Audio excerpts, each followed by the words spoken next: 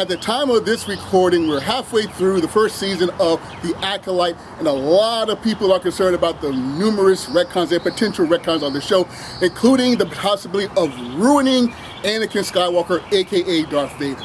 Well, I'm here to tell you that even if it does get retconned, it wouldn't be the first time Darth Vader's been retconned. It wouldn't be the last time Darth Vader's been retconned. Darth Vader is probably the most retconned character in the history of fiction.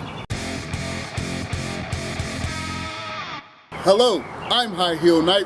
Welcome to my channel. And just so you know, there is a heat wave going on right now. I can't even be in the room where I normally record and edit my videos. So please forgive the crudeness of this presentation. I am going to do the best I can. So like I said, we're halfway through The Acolyte, and we have the twin characters who didn't have a father, and somehow their primary mother was able to create them, intentionally using the Force, aka the thread.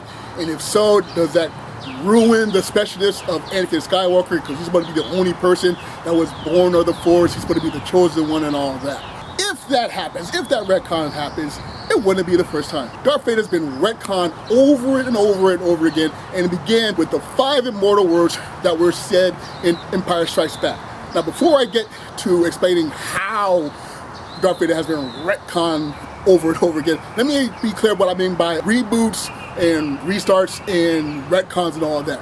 So we have reboots and restarts that, you know, are completely start from scratch. So you have like your Adam West Batman movie, and then your Tim Burton and Joel Schumacher Batman movies, and you got your Christopher Nolan Batman movies. All those things that started up from scratch. Those would be considered like reboots. And then we have numerous remakes. Some of them become so famous that you forget that they're remakes. Like the Al Pacino Scarface, that's a remake. George Clooney's Ocean's 11, that's a remake. The Lady Gaga A Star Is Born is the 4th version of that movie. So that's what I mean, like, you know, totally upending, starting from scratch, remakes and reboots and things like that. And then we have retcons, where, you know, you take something that was established and then say, no, that didn't happen, or that didn't happen this way. Of course, we got the most infamous, you know, retcon from Dallas, where it was all a dream. And then we got the really complicated franchises like Terminator and the Halloween movies, where you literally need a map to keep track of what movie happened when. Star Wars hasn't done anything radically drastic like that. It hasn't even done the multiverse, like the J.J. Abrams Star Trek movies and whatever Sony is going to do with all his Sonyverse movies and his Spider-Man tangential movies and all that kind of stuff. For the most part, Star Wars started in 1977, and except for arguably Disney changing the extended universe to Legends, it's pretty much been one continuous story, soft retcons along the way. So now let's get into Darth Vader. The 5 immortal words that retcon Darth Vader and change not only the franchise, but possibly all of cinema itself. No, I am your father. No, I am your father. That is a retcon of Darth Vader. The first ever movie, Star Wars. Not Star Wars Episode 4, A New Hope, no. Star Wars. George Lucas was an aspiring writer-director. He shopped around the script all over Hollywood. Nobody wanted to touch it. He eventually got his big break. No one expected the movie to be successful. They thought it would barely make its money back, if at all. Everyone just wanted to get through it. It was a nightmare production, so that was designed to be a one and done film. Yes, the opening crawls say Episode 4, A New Hope, but it was designed to be beginning, middle, and that was it.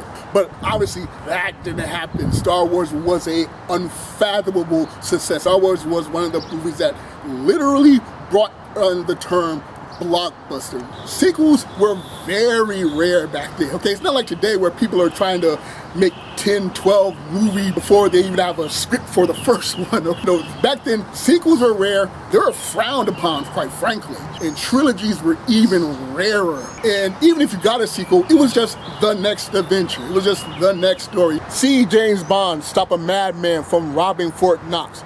See James Bond outwit a professional high-priced assassin.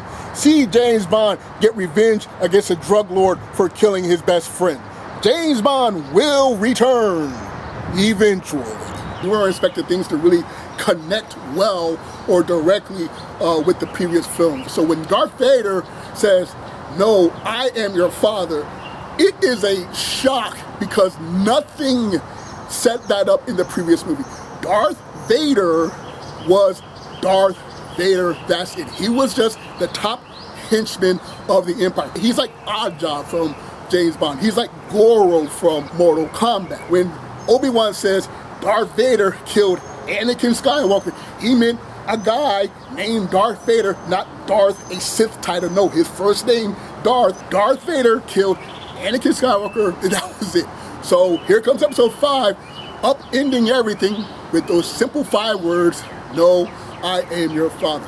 And then we had to wait until the next movie to learn if the bad guy was even telling the truth. He's a bad guy. Maybe he's lying, but no, we find out that not only is it true that Darth Vader is Luke Skywalker's father, but we learn that Darth Vader and Anakin Skywalker are the same person, and we learn Leia is Darth Vader's progeny as well.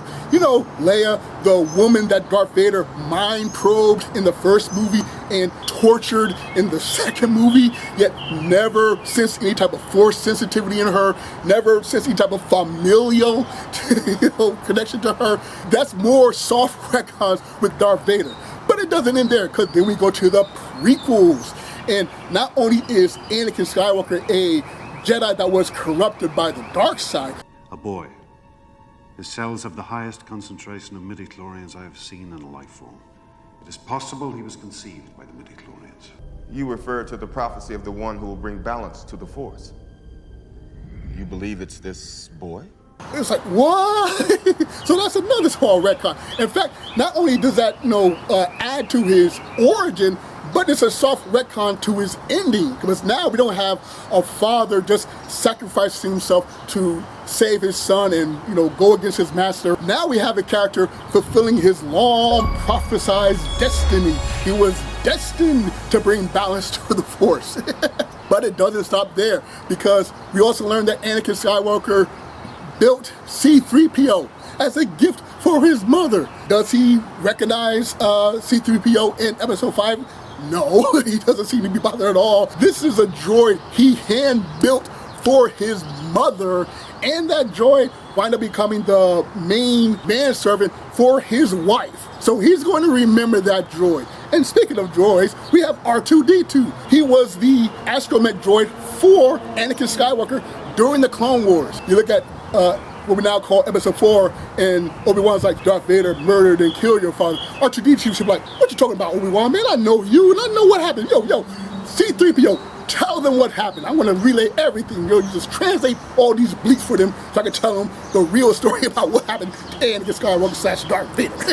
But hey, Darth Vader, you still get retcons coming, because we had the prequels done, then we have the Clone Wars, particularly the animated feature film Clone Wars, which introduces Ahsoka Tano, the apprentice of Anakin Skywalker between episodes 2 and 3. When did that happen? How did that happen? Somehow Anakin Skywalker had a Padawan, which not only soft retcons that whole time frame in between the movies, but soft retcons the animated Clone Wars that happened before that didn't feature Ahsoka Tano. And bear in mind, I've only talked about the George Lucas era of Star Wars and Darth Vader, okay? I don't think I need to even go into what Disney has already done before the Acolyte. Disney's been doing some little soft retcons before the Acolyte, depending on what happens with the Acolyte.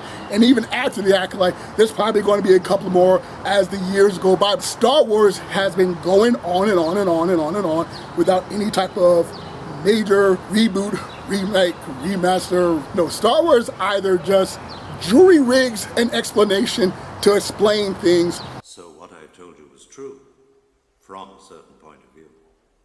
A certain point of view? Where'd you get that? A good question. For another time.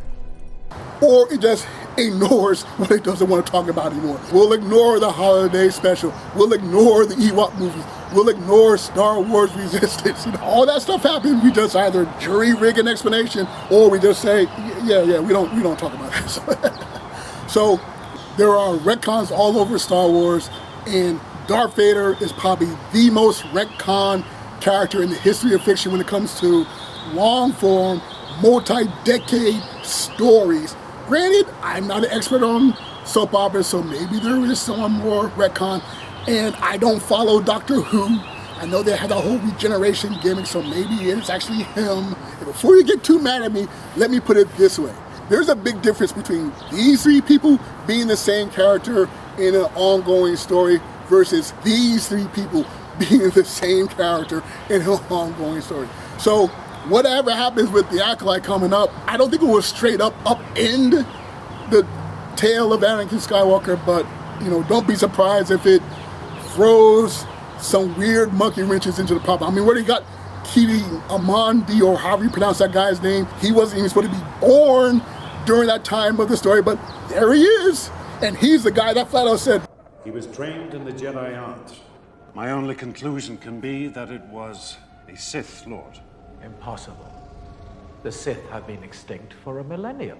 There are obviously some dark side using powers and some very dangerous powers and some people with some red lightsabers. So maybe the Sith have been eliminated, but we probably should take Qui-Gon's concerns very seriously. I can go into even more retcons about Princess Leia, like her remembering flashes of her mom. She was beautiful yet sad. Well, that's amazing because your mom died during childbirth. Your eyes weren't even strong enough to open. You certainly didn't have object permanence, but okay, you remember her. And apparently you don't remember meeting Obi-Wan Kenobi when you were 10 years old. Or how about the inconsistent mortality rate of lightsaber wounds, all right? Maybe you get stabbed with it. Maybe you'll survive, maybe you won't. Reva, she survived lightsaber wounds twice in her lifetime. All types of crazy changes happening with Star Wars, and who can do what, and what happened when, and this and that and the other thing.